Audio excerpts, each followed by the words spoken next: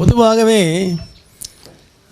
ஒரு 50 வயசுக்கு அப்புறம் திடீர்னு பசி இல்லாமல் போகுது அப்படின்னாலே ஏதாவது ஒரு காரணம் இருக்கும். ஏன்னா டாக்டர் அன்றைக்கி நீங்கள் வந்து சும்மா சாதாரண டானிக் அது இது கொடுக்குறத விட ஒரு யூரினரி இன்ஃபெக்ஷனாக இருக்கலாம், யூரினில் ஏதாவது கிருமி தொற்று வந்திருக்கலாம், ஏதாவது ஒரு சளி தொந்தரவு இருக்கலாம், காய்ச்சல் வராமலே சளி இருக்கலாம், அதுலேயும் பசி போயிடும். ஏதாவது ஒரு அக்கல்ட்டாக இன்ஃபெக்ஷன் இருக்கலாம், அல்லது ஒரு அக்கல்ட்டு மெலிக்னன்சி இருக்கலாம், ஒரு கேன்சர் மாதிரி எங்கேயாவது ஆரம்பிக்கிற மாதிரி இருக்கலாம். அதனால் அது இல்லைங்கிறத உறுதி பண்ணிவிட்டு நீங்கள் டானிக் குடிக்கலாம். கல்லீரல் ப்ராப்ளம் இருந்தனாலும் உங்களுக்கு பசி வராது. அப்போ இந்த கல்லீரல் சம்மந்தமான டெஸ்ட்டு,